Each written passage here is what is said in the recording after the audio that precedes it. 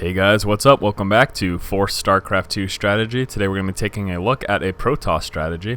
Now, in this particular replay, our Protoss player here is the Muslim, and our Terran opponent is Inna. So right off the bat, you're going to say something really funny is going on, and that's pretty much the case. Probe moving out very, very early, pretty much right away after bringing back one little patch of minerals. We're looking at a proxy gateway, opening up with a proxy gateway, moving into a 4-gate and expansion. The idea is the same general idea as any sort of early pressure. If you can get in your opponent's face early in the game, it's going to allow you to tech up and expand pretty safely. The danger is, of course, that you have to make sure whatever you proxy with or whatever you become aggressive with early in the game that you are very defensive of, that you make sure that it basically stays alive and becomes as effective as possible. So in particular, in doing any sort of proxy build where you're putting a gateway or something outside of your opponent's base, you need to make sure that it stays alive and that your units are most effective. So basically this means you need to micro and macro properly. You need to be able to pay attention to what's going on inside their base and inside your base at pretty much the same time. So this is a Protoss versus Terran strategy. Again, we're going to be looking at a proxy gateway and then transitioning that into a 4-gate with an expansion as well. And this can be effective, and this is only going to be effective. Let me preface with this as well. This is only going to be effective if your opponent does not scout this. If they see this from the get-go, if they see you in their base with this gateway, you're pretty much in trouble. You basically at that point you just have to want to cancel this and then start in your base. It's going to set you back a lot, especially if this Pylon gets up though. So I mean, again, this is going to work if they don't see it.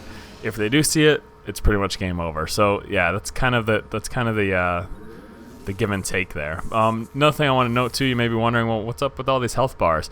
I play with health bars, have always played with health bars. A lot of professional players do that as well. It makes microing units much easier.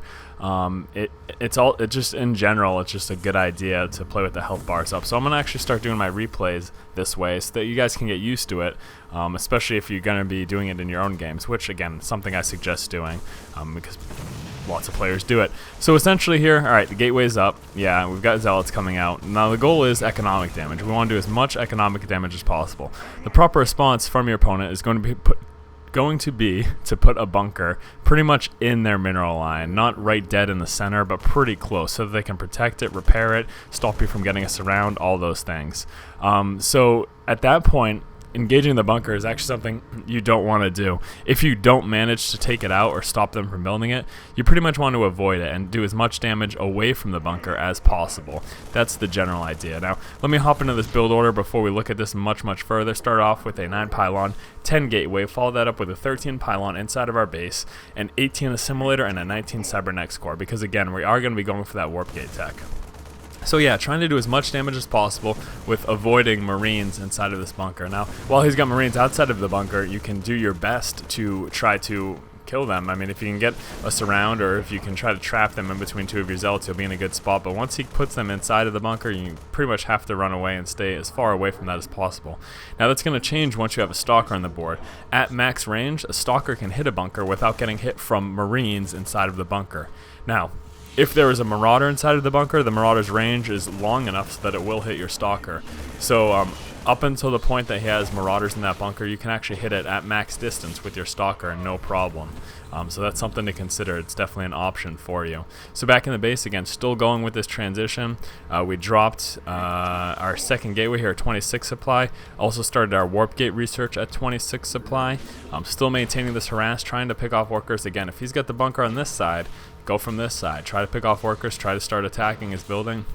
And you may say, well, why didn't he build a bunker on both sides? He pretty much only has the opportunity to get one bunker up, because by the time he's trying to get a second bunker up, we'll already have 1 or 2 zealots on the board, and with 1 or 2 zealots, you can easily stop a second bunker from going up. And once you get a stalker, it's pretty much going to be impossible for him to put up any more bunkers, because you can just shoot at him from max range, shoot at any SCVs trying to build it. Now again, it's so important to try to keep these units alive, pull them away when their shields are low, and here's another great example. Having these health bars up, it's easy to see the low guys, and you can just pull them away, let them gen up, and then you're pretty much all set from there. Still paying attention back at our base, doing 2 things at once, multitasking, that is the name of StarCraft.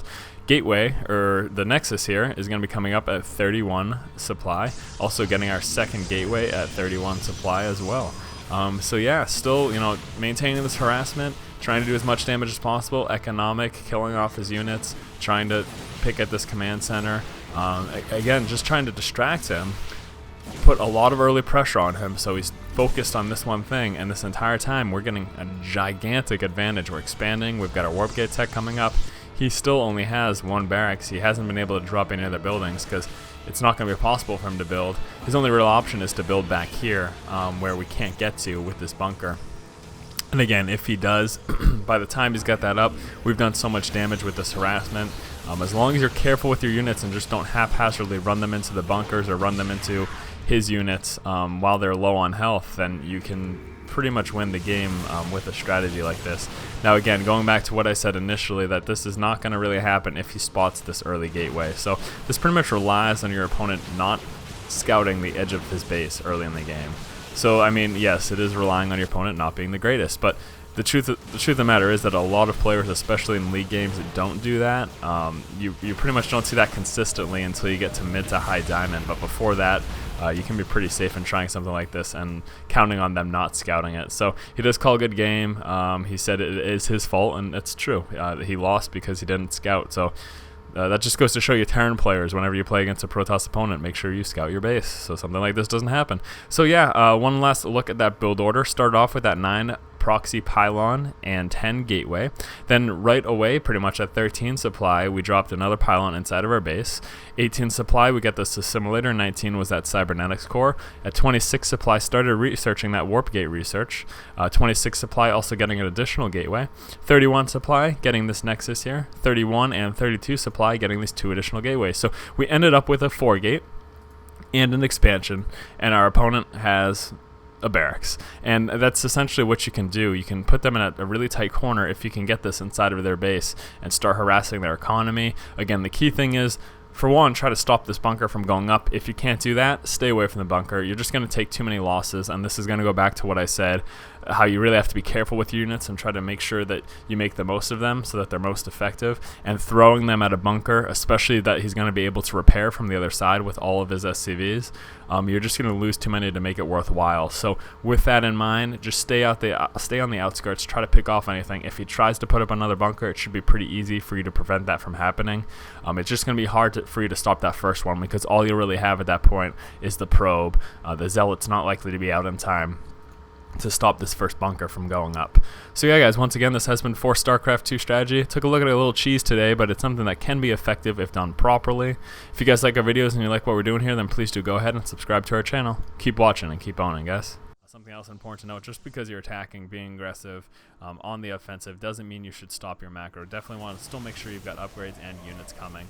So as you can see here, we are pushing against our opponent, and again, my computer is failing. Definitely incredibly thrilled about this. Sorry guys. Again, target firing these Vikings is going to be very important.